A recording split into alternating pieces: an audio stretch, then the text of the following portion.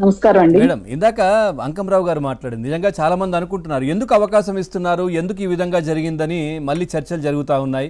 మరి ప్రభుత్వం కఠినంగా ఉండొచ్చు కదా. ఇప్పుడు ఆయన వెళ్తున్నది ఏదో నిజంగా కూడా పరామర్శ అనే ఉద్దేశంతో కావాలని వెళ్తున్న విషయం అందరికీ తెలిసిందే.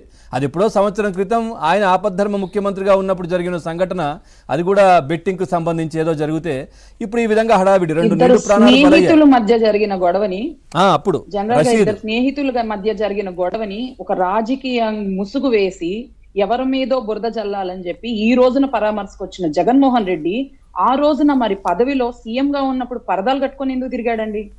పరదాలు కట్టుకోకుండా బయటికి రాకుండా అసలు ఎవరికి ఏ దారుణాలు జరిగిపోయినా ఏం జరిగినా కూడా బయటికి రాని జగన్మోహన్ రెడ్డికి 11 సీట్లు వచ్చిన తర్వాత తెలిసిందా బయటికి రావాలి, పరామర్శించాలని? సరే, ఇదే జగన్మోహన్ రెడ్డి గారిని ఒక ప్రశ్న అడుగుదాం పవన్ గారు. మరి ఆయన సొంత కారు కింద పడిపోయి ఆయన సొంత కారు కింద ఆ రకంగా ఉంటే కనీసం కారు దిగి చూడలేని పరిస్థితి, అతన్ని ముళ్ళ కంపల్లో పడేసే బదులు ఏదైనా హాస్పిటల్ కి అంతమంది జనాభా ఉన్నారు, అంతమంది సైన్యం ఉన్నారని మాట్లాడుతున్న జగన్మోహన్ రెడ్డి గారు ఒక సామాన్య మనిషిని, సొంత కార్యకర్తని, అతని మీద అభిమానం ఉండి తనని చూడ్డానికి వచ్చిన కార్యకర్తను కూడా పట్టించుకోలేని నిజంగా బతుకుండేవాడేమో తెలియదు కదా మేడం, బతుకుండేవాడేమో వెంటనే ఇమిడియట్లీ తీసుకెళ్తే పడేయకుండా ఉండుంటే నిజంగా వెంటనే తీసుకెళ్ళి ఉంటే బతుకుండేవాళ్ళేమో. ఒక చిన్న పిల్లో కుక్కో పడితేనే మన కారు కింద మనకు తెలుస్తుంది. అలాంటిది ఒక మనిషి పడి నలిగిపోతుంటే కారు దిగి కనీసం పరామర్శించి చూసి ఏమైంది అని కనుక్కోలేని పరిస్థితి. ఇంకెందుకండి పరామర్శకు వెళ్ళడం? అందరి శవాలు ఏదన్నా వచ్చిందనంటే శవయాత్రకు వెళ్ళిపోతారు కదా జగన్మోహన్ రెడ్డి గారు. ఏదో నవ్వుకుంటూ మొహాన నవ్వు పెట్టుకొని అవతల వాళ్ళు బాధలో ఉంటా కూడా ఒక సైకో లాగా, సాడిస్ట్ లాగా వెళ్ళిపోతారు కదా జగన్మోహన్ రెడ్డి గారు. నిజంగా ఇందాక ఆయన పెద్ద ఆయన చెప్పినట్టు నిజంగా ప్రభుత్వం యాక్షన్ తీసుకోవాలి. ఎందుకంటే మొన్న ఒక ప్రెస్ మీట్ లో చూశాను, రప్పా రప్పా రప్పా మన నరుకుతాడంట జగన్మోహన్ రెడ్డి గారు. ఇలాంటి మాటలు ఒక నాయకుడుగా నువ్వు ఏం మెసేజ్ ఇస్తున్నావు జనానికి? కనీసం ఆ మాట మాట్లాడేటప్పుడు కూడా ఈ వ్యక్తి చనిపోయిన విషయం ఖచ్చితంగా తెలిసే ఉంటుంది. కనీసం సంతాపం కూడా ప్రకటించలేదు, అప్పుడు కూడా మాట్లాడలేదు ఆయన.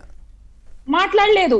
పైగా ఆ రాంబాబు గారు వెళ్ళి 10 లక్షల రూపాయలు చెక్ ఇచ్చేసాం, మా కార్యకర్త మా కారు కింద పడిపోయి చనిపోతే మీకేంటి? అదే మా బాబాయ్ మేము చంపుకుంటే మీకేంది అన్నట్టుగా. అదేంటండి తప్పు కదా మరి. అంటే 10 లక్షలు ఇచ్చేస్తే ప్రాణం తిరిగి వచ్చేస్తుందా? మరి ఇప్పుడు ఎందుకు రాలేదు జగన్మోహన్ రెడ్డి?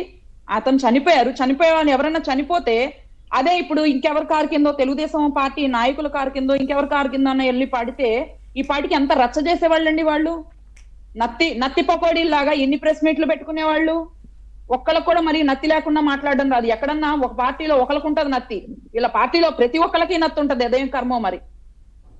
రప్పా రప్పా నరుక్కుంటా వెళ్తా అంటే జనం రప్పా రప్పానే నరుక్కుంటా 151లో 5 తీసేసి 11 సీట్లు ఇచ్చారు. ఇంకోసారి ఇలాగే మళ్ళీ నువ్వు మాట్లాడుతూ రప్పా రప్పా నరుక్కుంటా ఉంటా అంటే ఈసారి 11లో 1 సీటే మిగులుతుంది. అదొకటి మీరు ఈ విషయం కూడా ప్రభుత్వం ఖచ్చితంగా చూడాలి మేడం. ఎందుకంటే 11 సంవత్సరాలుగా ఒక ఏఆర్ కానిస్టేబుల్ ఆయన దగ్గర పనిచేస్తా ఉన్నారు. మరి ఏంటి ఇదంతా కూడా ఎట్లా జరుగుతోంది? ఇది మరి ఏంటి నిబంధనలు ఏంటి, ఇవేంటి, వీటికి సంబంధించి కూడా ఖచ్చితంగా చూడాలి. నిజంగా అండి, ప్రతి ఒక్క అధికారులు వెంటనే అతన్ని ఎంక్వైరీ చేయాలి. ఏమేం జరుగుతున్నాయో ప్రతి ఒక్కటి పక్కనున్న వ్యక్తికి తెలిసే ఉంటాయి. దీన్ని కనుక యాక్షన్, ఎందుకంటే జగన్మోహన్ రెడ్డి గారు అలాంటి ప్రెస్ మీట్లు పెట్టినప్పుడు కూడా ప్రభుత్వం యాక్షన్ తీసుకోవాలండి. తీసుకోకపోబట్టే ఆ రోజునేమన్నారు, మీరు ఎవరైతే మిమ్మల్ని మీరు వ్యతిరేకంగా నడుస్తున్నారో వాళ్ళ పేర్లన్నీ పుస్తకాల్లో రాయండి, బుక్ లో రాసుకోండి, నేను వచ్చిన తర్వాత వాళ్ళందరి లెక్కలు తీరుద్దామని మాట్లాడారు. ఒకరోజు రపా రపా నరుకుతామని మాట్లాడారు. ఈ రోజు అదే మనం ఫస్ట్ టైంనే ఖండిస్తే అలాంటి మాటలు మాట్లాడడానికి వీళ్ళకి నోరు వస్తుందా? ప్రభుత్వం యాక్షన్ త్వరగా తీసుకోవాలి. ఎందుకు అనంటే రౌడీ మూకనేసుకొని రాజకీయాలు చేద్దామంటూ జనాలకి ఏం మెసేజ్ ఇద్దామని. కనీసం ఇప్పుడు ఎమ్మెల్యేగా అన్నా ఉన్నారు, బయట తిరిగే పరిస్థితి కూడా లేదు. జనాలు తిరగబడితే తొక్కి పడేస్తారనమాట. ప్రజలు ఇచ్చిన సమాధానం నీకు అది. నువ్వు ప్రతిపక్షంలో కూడా లేకపోవడానికి కారణం ఏంటంటే ప్రజలు ఇచ్చినది. నిజంగా జగన్ ఓడిపోవడానికి కారణం ఎవ్వరు కాదండి, జగన్మోహన్ రెడ్డే. తన ఫ్యామిలీలో అంత చిన్నాభిన్నం అవడానికి కారణం జగన్మోహన్ రెడ్డే. తన ఆంధ్ర రాష్ట్రం ఇలా తయారవడానికి కారణం ఇంతవరకు ఇప్పుడు దాకా ఎవరో కారణం అనుకుంటా ఉన్నాం. ప్రతి ఒక్క దాని వెనక జగన్మోహన్ రెడ్డే ఉన్నారు. కానీ నిజంగా వాళ్ళ మనస్తత్వం ఇందాక మీరు చెప్పినట్టుగా అంబటి ఏ విధంగానైతే అంటున్నారో, మా కార్యకర్త మేము చంపుకుంటాం, ఇచ్చేస్తాం, 10 లక్షలు ఇచ్చాము అని అంటే వాళ్ళ మనస్తత్వం ఏంటది? పవన్, ఒక్క నిమిషం.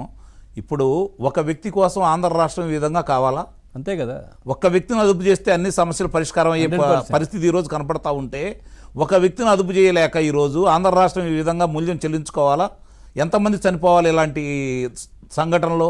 ఏ విధంగా రెచ్చిపోవాలి. ఈరోజు వేటను కోసి రక్తంతో రక్తాభిషేకం చేస్తున్నారు. రక్తాభిషేకం చేస్తున్నారు. అది వాళ్ళ మనస్తత్వం. ఇది ఏంటి అసలు ఎటుపోతున్నాం